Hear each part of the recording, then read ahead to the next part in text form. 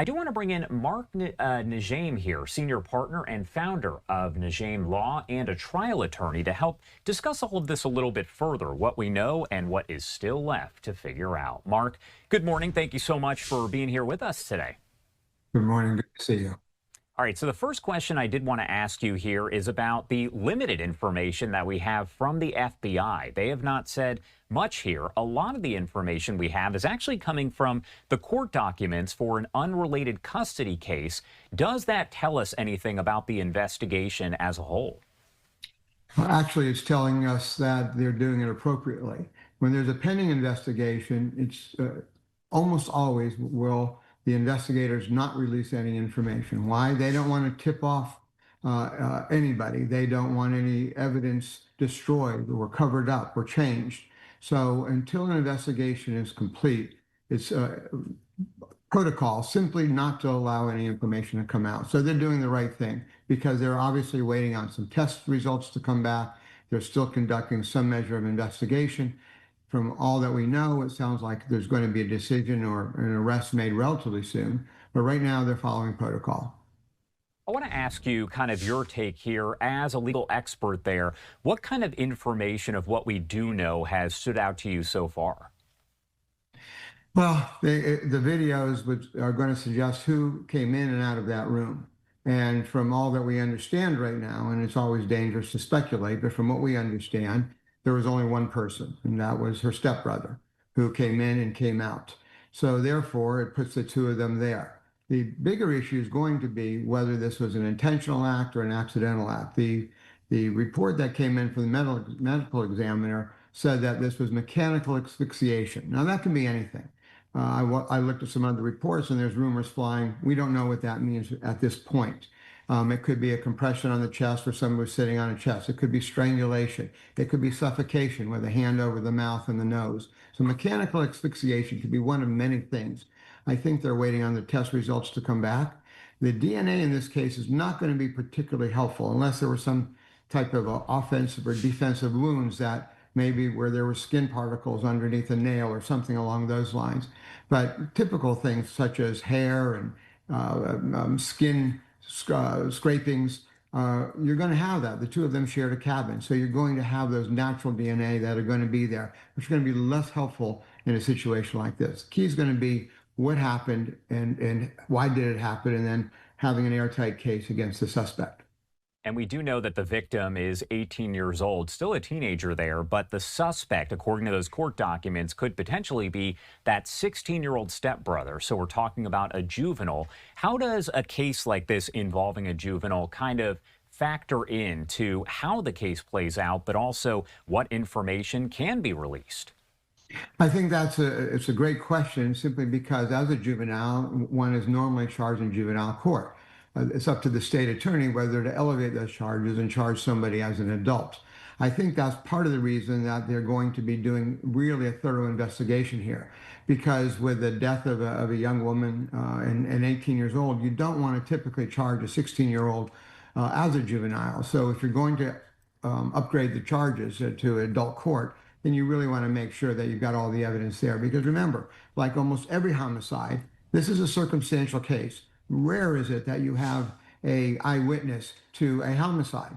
And so therefore, all the pieces need to add up because this is a circumstantial case. Only two people were in that room, presumably, and the investigators want to go ahead and make sure they've got all their ducks in a row. And of course, as you said, the fact that not a lot of details have been released by the FBI shows that they're doing a thorough investigation, and that's what should happen. But what key questions or question do you have that you hope maybe investigators will answer soon? Well, we need to know how the asphyxiation took place. And I think that's critical. If in fact there was a strangulation with hands around the throat, that's pretty significant. We want to find out if there was a compression on the chest, if somebody was sat on. There's going to be the defenses in a case like this would typically go to be that it was accidental, that it was self-defense. Those would be the type of defenses that would normally take place. So I think that the authorities are going to want to eliminate those as best as they're able to in anticipation of a defense in that regard. Because if there's only two people in the room and one person ended up dead, sadly, then they want to be able to, by process of elimination, eliminate some of those other areas.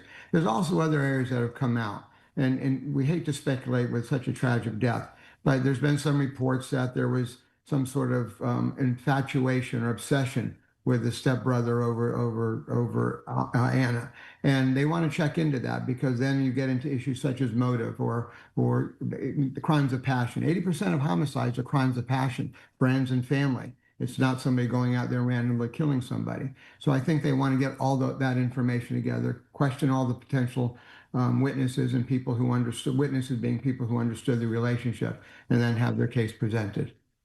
When you talk about a case like this that is receiving national attention, international attention, it's been in many different online sources, like People Magazine spoke with the father of the victim here, who said that he wants the stepbrother to be charged. Again, a lot of different information coming out. It's shared all over social media, and not all of it is true. What sort of role does that play? Does that make it more difficult as the legal process does play out? Well, there's a difference between a court and the court of public opinion. And the court of public opinions can drive cases, but they're not going to control a case. So in a situation like this, I think the father of Anna was very strategic and appropriate in his responses. It's a challenging situation. You've got this blended family, and now you've got your daughter who's been killed, and then you've got the son as a suspect. So this is a stepson as a suspect. So you've got a horrific situation going on. People want to hold on to hope, and there's often a lot of denial in situations like this. Normal dynamics, normal psychological and emotional dynamics. So I think that it's best that they simply say they want justice served, and then wait for the investigators to complete their investigation. My final question here, what do we have to be watching for in the coming hours, days, weeks, even months as the case plays out? Well, we want to make sure that all the test results come back in. The DNA labs typically take a while. So even though I think that the DNA will likely play a less important role in this case, as it may in some others, we don't know, because we simply don't know what they did. We don't know if there were scrapings under a fingernail, as I mentioned earlier. We don't know if there was hair missing or it was pulled out. We don't know any of those things right now. And so they need to get all that information in. We need to get the test results, because those are going to be the breadcrumbs that lead us to the final place, is putting all those pieces together. Because once again, like every circumstantial case, nobody was there to eyewitness it. And apparently the young man didn't make any statements afterwards. So now it's going to be a matter of putting the forensic information together and then present it appropriately. All right, Mark, thank you so much for taking the time to be here with us and break it all down. Anything we missed, anything that you want to add here before I let you go? I think you did a great job. I think you've covered as much as that can be covered right now. But I think then we look at the next chapter that's going to be unfolding. And I do anticipate that'll be relatively soon. I think that in all likelihood, and lab results take a long time typically, unless there's a real rush put on them. And because of the publicity, maybe that is happening. But typically, the labs are very, very, very busy in Florida, and we wait a long time often to get the discovery from the labs. So that could just simply be one thing that's holding us back right now. Although it's a federal investigation, we don't know if I don't know which labs they got sent to. Oftentimes there's collaboration between state and feds in a situation like this. But from what we understand, the feds have been investigating it. And then we have to take a look at jurisdictionally. There were some questions initially where it would land, but clearly that because this was ported in Florida, it's the United States flag on the ship. The United States has jurisdiction, and then where it lands, we'll find out. And that's an interesting decision there. Thank you so much for taking the time to be here with us. We appreciate it. My pleasure. Thank you.